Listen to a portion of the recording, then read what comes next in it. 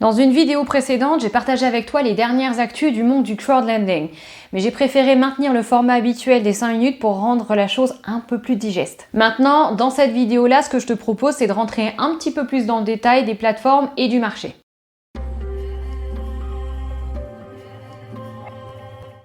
Note au passage, le crowdlending me rapporte jusqu'à 12% par an. Si tu veux savoir comment je fais et voir mon portefeuille actualisé régulièrement, je te laisse t'inscrire en bas, il y a un lien dans la description.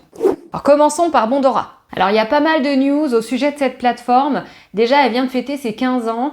C'est la plus ancienne plateforme parmi toutes celles qui sont populaires dans le secteur du crowdlending européen. Ce qui envoie un signal plutôt fort et surtout très rassurant pour les investisseurs en quête de stabilité. Ces 15 ans, la plateforme les fête également sur une note positive, celle d'un record. Si on regarde depuis 2019, la plateforme a atteint un volume de financement d'un peu plus de 19 millions d'euros au mois de février.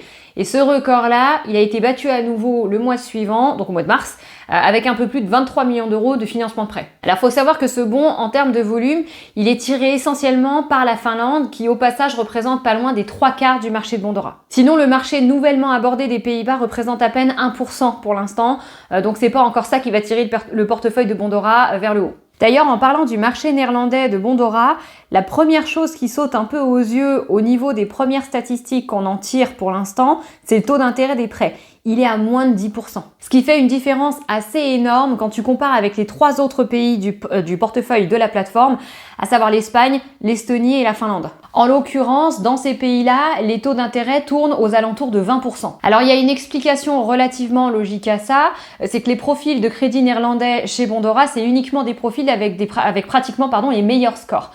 Et dans ces cas-là, quand tu compares avec l'Estonie et la Finlande, tu vois en fait que ça tourne aussi autour de 10%. Mais sans vouloir pinailler, on remarque aussi que les taux d'intérêt en Finlande et en Estonie, c'est quand même plus élevé. Concrètement, aux Pays-Bas, tu es à une moyenne de 9,2%.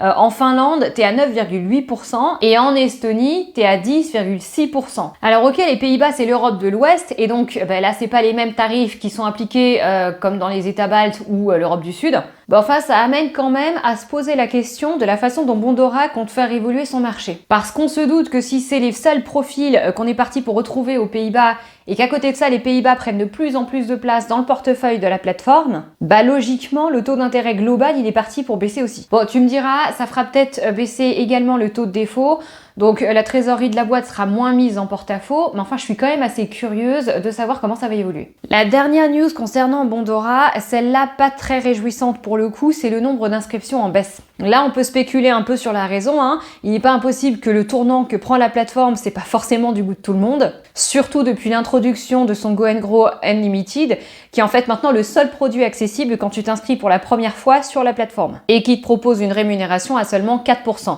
Je corrige, jusqu'à 4%. Bon, attention, là, je parle pas de ceux qui étaient déjà inscrits sur la plateforme au moment où ce produit-là était sorti. Si c'est ton cas et si t'as pas tout rebalancé vers Go and Grow Unlimited, t'as toujours ta rémunération jusqu'à 6,75%. Là, je parle bien de ceux qui s'inscrivent pour la première fois sur la plateforme depuis que ce produit-là a été sorti. Alors certes, ta liquidité est assurée et donc tu peux retirer ton argent quand tu veux, mais à juste 4% par an, à mon avis, il y en a plus d'un qui se pose la question de la pertinence d'un investissement chez eux, quand tu sais qu'ailleurs, tu peux trouver des conditions similaires avec une meilleure rémunération. Bon, alors il y a un argument en faveur de Bondora, c'est son ancienneté et sa solidité qui rassure les investisseurs qui privilégient la fiabilité par-dessus tout et pour qui la rentabilité c'est secondaire. Mais Bondora, c'est pas une banque en soi. Je veux dire, ici, on est toujours dans le secteur des prêts entre particuliers. Et donc, il y a quand même un certain niveau de risque qui est plus élevé que si on était dans le secteur de la banque assurance, par exemple. Maintenant, avec la rémunération actuellement proposée, est-ce que d'un point de vue du rapport entre le risque et le rendement, c'est quelque chose de satisfaisant? Je vais laisser la question ouverte. Alors oui, pour le coup, j'ai l'air de me contredire un peu avec ce que je disais dans la vidéo précédente où je te parlais de Mintos, dont la baisse d'intérêt n'a pas l'air de décourager les investisseurs. Mais bon, entre 4% chez Bondora et 13% chez Mintos, tu seras d'accord avec moi qu'il y a quand même une petite différence. Quelques actus aussi du côté de Peerberry. Alors c'est pareil ici, il y a 2-3 trucs à raconter. Déjà au sujet des prêts concernés par la guerre. Bon là les chiffres sont quand même plus réjouissants que chez Mintos ou bien même chez Youvo Group puisqu'on a dépassé les 73% de prêts remboursés, ce qui représente un total d'un peu moins de 37 millions d'euros. A priori, comme je l'avais déjà mentionné une fois, on est parti pour voir la totalité des prêts remboursés avant la fin de l'année. Maintenant, je voudrais quand même préciser un petit détail.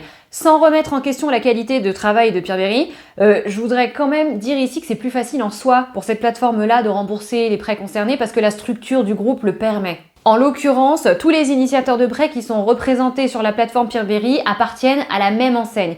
Et donc l'influence du groupe Aventus sur eux, elle est forcément beaucoup plus importante que si on avait une structure de vraie place de marché comme chez Mintos. Sinon, la plateforme a annoncé elle aussi une baisse du taux d'intérêt en réaction à une demande plus élevée face à une baisse des crédits disponibles. Après Mintos, après Robocash, après Land, après Esketit, bon j'investis pas mais quand même, Peerberry confirme donc cette tendance à la baisse des taux d'intérêt dans le secteur. Sinon, la plateforme a intégré de nouveaux initiateurs de prêts qui font bien évidemment partie du groupe Aventus. Un en Espagne et un en République tchèque. Ce qui peut laisser entrevoir l'espoir de la fin de ce problème de cash drag qu'on se traîne depuis des mois. Mais a priori, c'est pas pour la semaine prochaine, parce que le volume actuel de prêts disponibles, il est encore très bas. Des news du côté de chez Twino. Alors cette plateforme-là, on avait presque oublié son existence tellement on n'en entend jamais parler. En l'occurrence, la plateforme a envoyé une lettre, enfin un mail, à ses investisseurs pour leur proposer de faire un petit peu un état des lieux. Au menu, il y avait une mise à jour de l'interface utilisateur, une amélioration du processus d'inscription, des titres de prêt polonais avec des durées et des taux d'intérêt différents. Mais ce qui était surtout intéressant, c'est qu'ils ont fini par aborder le sujet des prêts russes touchés par la guerre. Alors pourquoi je mentionne ça ? Simplement parce que c'est une chose assez inhabituelle de la part de Twino. Depuis le début de la guerre, la plateforme s'est à peine exprimée alors qu'elle avait plein de prêts russes dans son portefeuille. Et même d'une manière plus générale, on n'avait vraiment pas beaucoup entendu parler d'elle. À titre de comparaison, sur Peerberry ou sur Mintos, tu as une communication claire et très régulière de l'évolution de la situation du point de vue des prêts touchés par la guerre. Bon, pour les chiffres, Twino a récupéré pour l'instant un peu plus de 17% des prêts concernés. Bon, après, les montants en soi, ils sont pas aussi énormes que chez Mintos, par exemple, puisque le total du portefeuille exposé n'atteint même pas les 10 millions d'euros. Voilà pour Twino. Maintenant, je te propose de prendre un tout petit peu de recul et de jeter un œil rapidement sur le marché européen du crowdlending et de la façon dont il a l'air d'évoluer. Alors moi, j'ai relevé deux trucs intéressants. Le premier, c'est la perspective d'évolution du volume de transactions et surtout du taux d'intérêt sur l'ensemble des plateformes. Alors je t'avais déjà parlé de cette tendance à la baisse du nombre de prêts disponibles à l'investissement.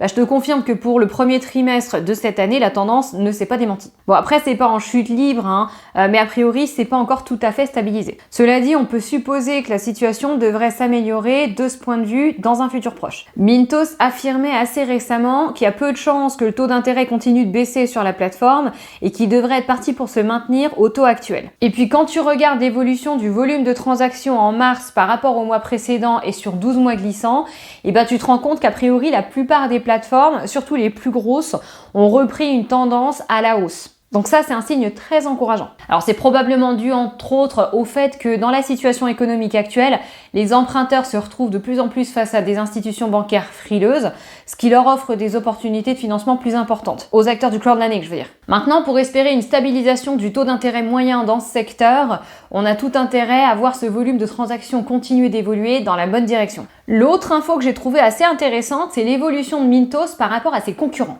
Alors si tu connais un petit peu le marché du crowdlending européen, tu sais que parmi les plateformes, tu as Mintos tout en haut et plein d'autres plateformes carrément à la traîne bien derrière. Bon, je parle toujours en termes d'envergure. Pour rappel, Mintos a cumulé pas loin de 9 milliards d'euros et le deuxième très loin derrière, c'est Peerberry avec un peu plus d'1,5 milliard.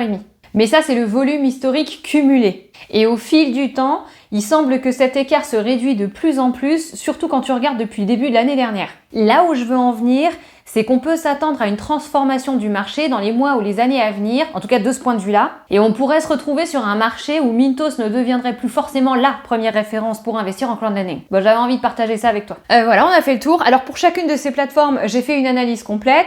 Si ça t'intéresse, je t'ai mis les liens dans la description et aussi un lien vers un comparateur de plateformes pour celles que j'ai testées moi-même sur la base de 17 critères. Si tu as des questions ou des remarques, évidemment, n'hésite pas à me les poser en commentaire. Abonne-toi à la chaîne si c'est pas encore fait et puis d'ici là, moi je te dis à la prochaine. Allez, ciao!